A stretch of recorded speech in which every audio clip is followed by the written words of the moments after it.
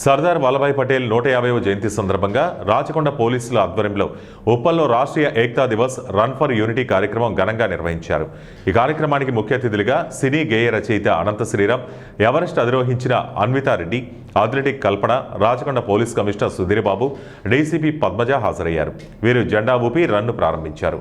Uppal X road నుండి Uppal cricket stadium వరకు కొనసాగిన ఈ రన్లో పెద్ద సంఖ్యలో యువత, పోలీస్ సిబ్బంది పాల్గొన్నారు. ఈ సందర్భంగా అధికారులు మాట్లాడుతూ భారతదేశంలోని పౌరులంతా ఏకతాటిపై ఉన్నారని తెలియజేయడానికి ఈ రన్ ఫర్ యూనిటీ నిర్వహిస్తున్నామని తెలిపారు.